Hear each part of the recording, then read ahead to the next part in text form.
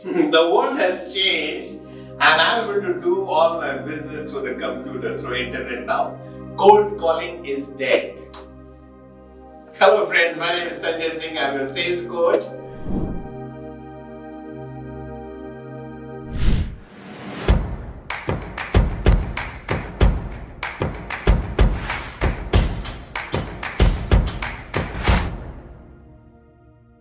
Cold calling can never be dead in this market.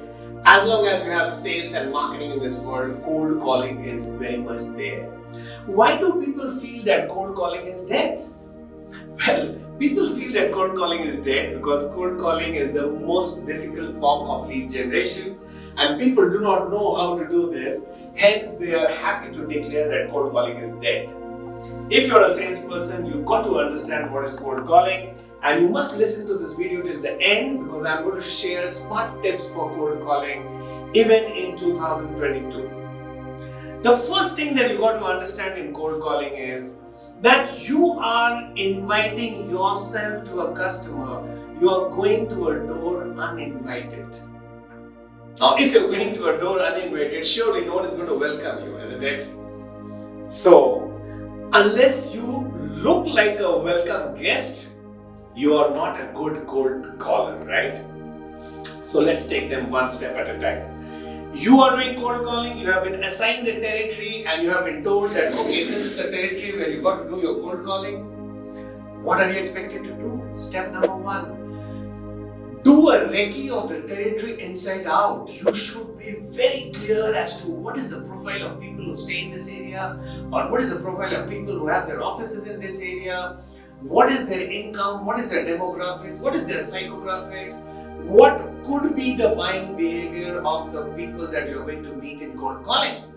And once you have done a recce and you have done a study of the market, you ask yourself that what could be the pain point in this segment of the market that your product can solve. Unless you know the typical pain point of the profile that you are doing a cold call to, you cannot create an impression on the door. Please understand, cold calling is all about that first 10 seconds. You either make it or you lose it. And you get a bang on the door which you were trying to open, bangs on your face. Why? Because you have not made a great impression in those first 10 seconds. And why? Not because you don't look handsome, not because you are not very good to look at, is purely because the 10 seconds of the cold call that where you start has to be very impactful. And to be able to make your first 10 seconds impactful, you got to straight away talk about the pain point of the customer rather than wasting time on, hey, my name is Sanjay, hey, I'm representing so-and-so company, and hey, I've got so-and-so product. 30 seconds gone. You already got the door banged on your face. You lose the cold call. No. Let me give you an example. There was a time I started my career in sales with Eureka folks. In fact, I was in the first batch of Eureka folks way back in 1984 when the company introduced door-to-door selling in India. Now, what was the pain point that we were trying to solve? We were trying to solve the pain point of hygiene and health in a typical Indian home.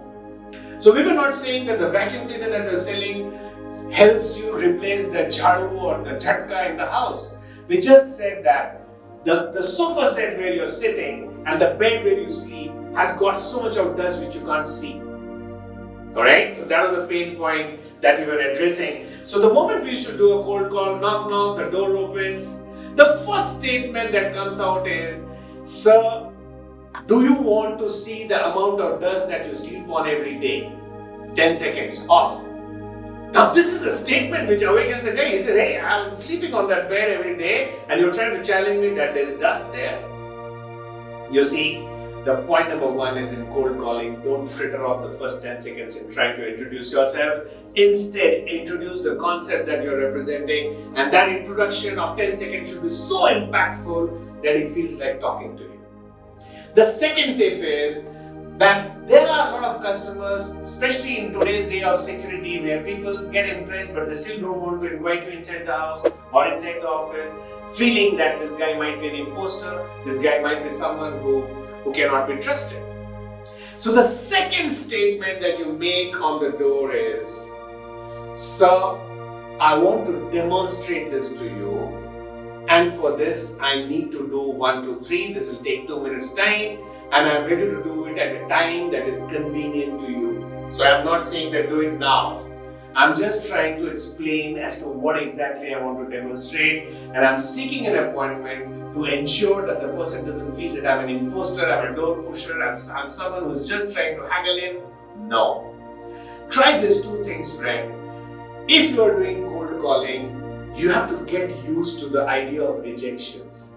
I mean, people are not going to welcome you with a red carpet and, "Okay, Sanjay, you come for cold calling, you're welcome, please come and have tea with me." No! There will be X number of rejections to get one selection.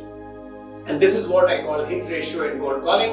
So, ask yourself, program yourself to say that, okay, like when I was doing Eureka Folks, I was told by my boss that, "Sanjay, your hit ratio is going to be 20:1. So don't feel bad when 90 people reject you. Instead, try to feel excited to reach that 1% out of 20 who's going to select you."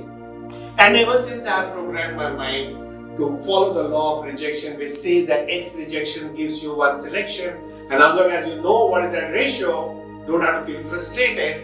If you feel that you don't want rejection, leave the profession of selling, forget cold calling. If you feel that you can handle rejections, you know how to handle them, understand your hit ratio, and I'm sure you're going to make it big in cold calling. So with these 3 tips, friends, I'm sure this is going to help you in cold calling.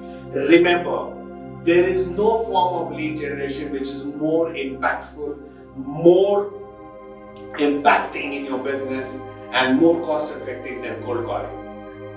Always consider cold calling. Do not try to duck away from cold calling. And the amount of sales lessons that you will learn in cold calling is something which no MBA program can teach you. Hello friends, I hope this video will help you in making your cold call successful. This is Sanjay Singh, your sales coach, signing off.